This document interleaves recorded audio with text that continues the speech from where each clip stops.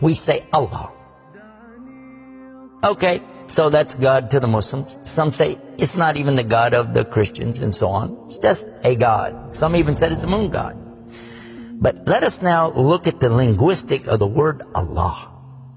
It in itself is the beauty of Islam. Because the word in Arabic doesn't mean God. Just in case you thought it did, it doesn't. Because we have a word in Arabic for the word in English, God. It's called Ilah. Ilah, God. God, Ilah. That's the word. But when we speak about the one and only God, the one that's to be worshipped, the God of Adam, the God of Abraham, and the God of Moses, God of Jesus Christ, peace be upon him, and the God of Muhammad, peace be upon him, we're talking about essentially the only God that's worthy to be worshipped. No other God.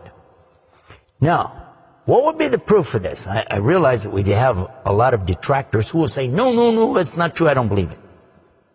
Let's get a proof from the English translation of the Bible. That's a good place to start. Around the earth, there are many hotels and motels. And almost every one of them that you go to, there's a drawer beside the bed that when you open it up, you'll find a book in there and you'll take it out. Now, what is that book? And you already know the answer. It's the Bible. It's the Gideon publication of the King James Version of the Bible. The Gideons are very proud of it because they've translated it into so many languages. If you'll turn a few pages right in the beginning, you'll find examples of the translation to Chinese and Korean and into Urdu, the language of Pakistan. You'll find it into Tamil. You'll find it translated into Afrikaans language, which happens to be the first. And the second language translated to is Arabiya, Arabic. And there is an example of each one of these languages from the verse in the Gospel of John, chapter 3, verse 16. And you know it very well. For God so loved the world. That's how it begins. And if you look in the Arabic language, the example that they gave in that Bible, it says Allah. Allah. That's what it says. For Allah so loved the world. So if it's not the same God, then why? All over the entire earth, everywhere I go, I find this exact same word being used in the Bible of the Christians. Now you might say, what about the Old Testament? Well, just in case you would like to check it out, you can obtain a copy of this from our website. It's called The Beauties of Islam. Let me spell it out for you. It starts with B, beautiesofislam.com. Go there and see for yourself. The example is right there. Page 1 of the book of Genesis, of the very beginning of the Quran. Page 1 has 17 verses. And there's the word Allah. Alif, Lam, Lam, Ha, 17 times. So just as it's the God for the children of Israel in Arabic language, and it's the God for the Arabs who are Christians, it's also the same God for the Muslims. The word is Allah. Why Allah? Why is it important to have this particular word, and why don't we have it in English? Now, I want to come to the etymology of the word. It comes from the word Ilah, and Ilah means God. But God is defined as what? Anything that's worshipped, whether it be something you can see or you don't see. Something you can touch or not touch, something that you can hear or not hear. A God could be anything. A God could be a rock, a stick, a stone, a bone. A God could be something that you can make with your hands. A God can be something you could use your imagination for. It could be a human being. A God could be anything. G-O-D, God, could be anything. But there is no word in English for Allah. So when you translate the word Allah to be God, you've actually diminished the meaning of Allah.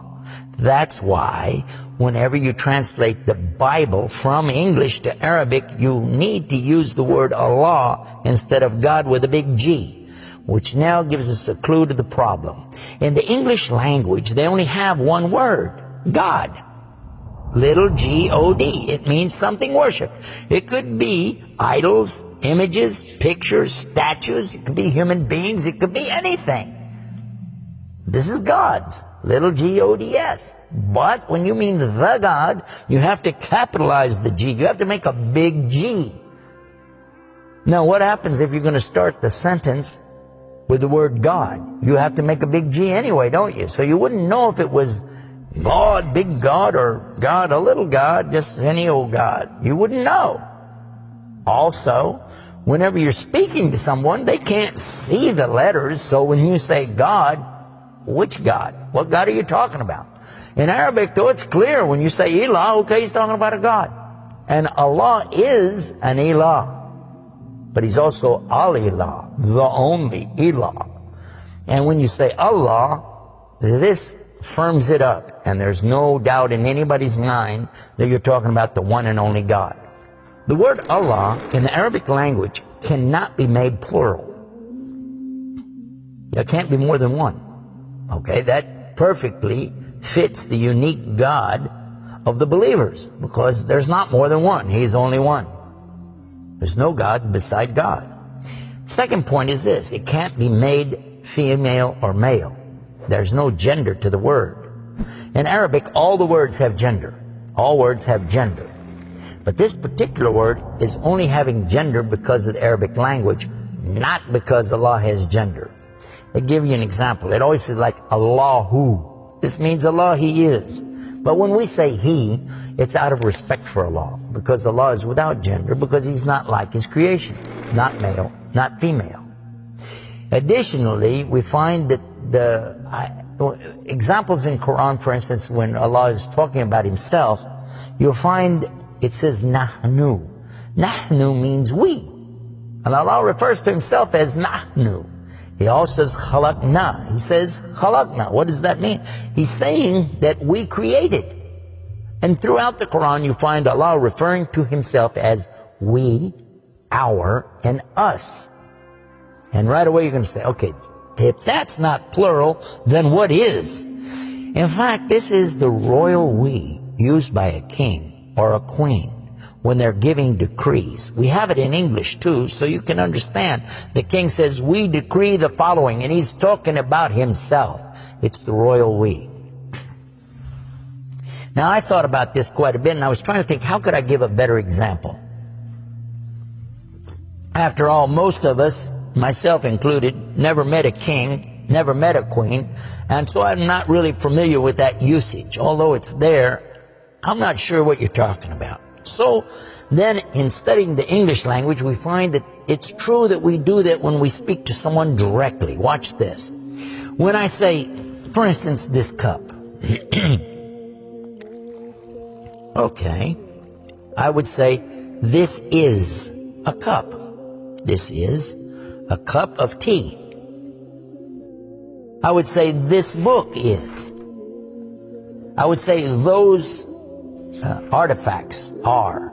Those are. This is. These are. So I'm saying is and are. Did you catch this now?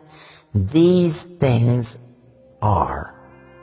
This is. Now when I speak to a human being, how do I do this? Well, I will say, you guys, all of you are. All of you are. A-R-E. But when I speak to somebody directly, do I say you is or you are? I will say you are. Why?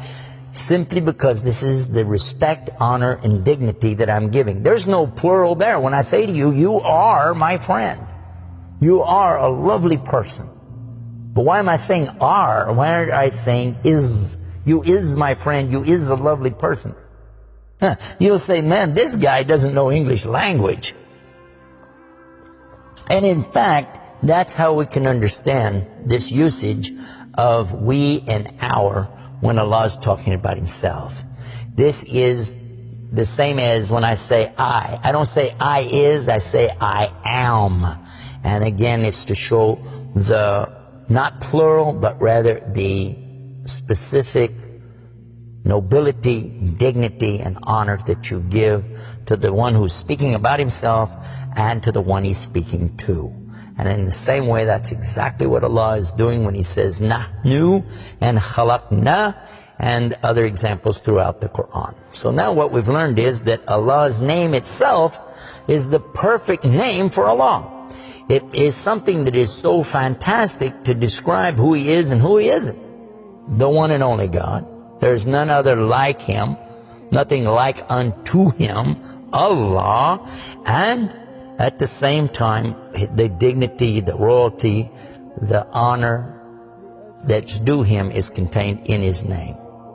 Not like anything else, not male, not female, and yet He is the all Allah, the only God.